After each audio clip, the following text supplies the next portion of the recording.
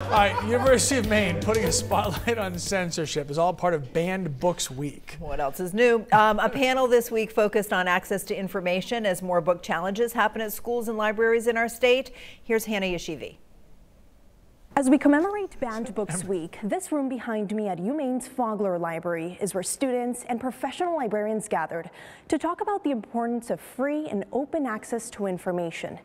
And even though book bannings have been happening for decades, what's unique about what's been happening the past few years is the amount of challenges, the type of challenges, and where this is going. The rhetoric is specifically things like if there's one piece of sexual content in a book, then the whole thing is an obscenity. That hasn't been the standard for decades, right? That isn't a standard that anyone accepts for what obscenity is, and yet that's the standard they're using in book looks. But it's also taking away from our mission to support libraries and library workers, and that we're spending so much time sort of dealing with these censorship efforts when we could be strengthening our organization in other ways and empowering librarians in different ways. Between January of 2022 and August of 2023, there were 22 formal book challenges in schools in Maine. President of the Maine School Library Association, Beth Anderson, says that's the highest number in the span of a year and a half in Maine regarding censorship efforts.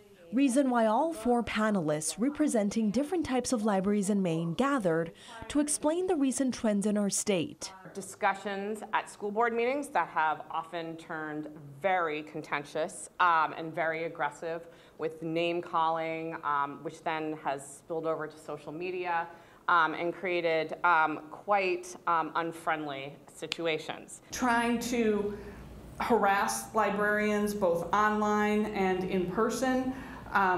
This is one of the biggest things that takes an emotional toll. Among food and dialogue, this group listened, learned, and asked questions on censorship.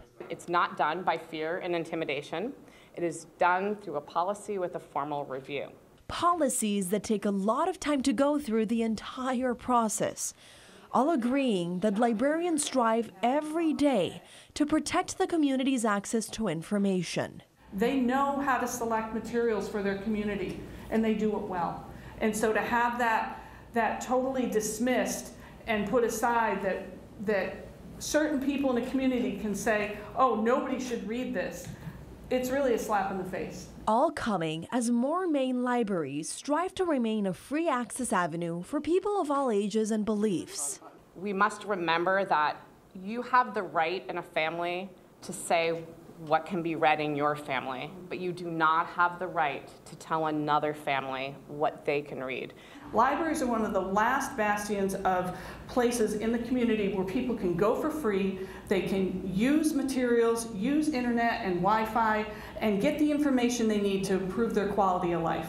with 255 public libraries in our state, all four panelists agree that censorship efforts in Maine will continue.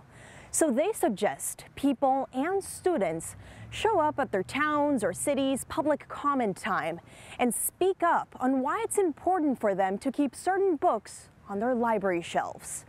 At UMaine in Orono, Hannah Yeshivi, News Center, Maine.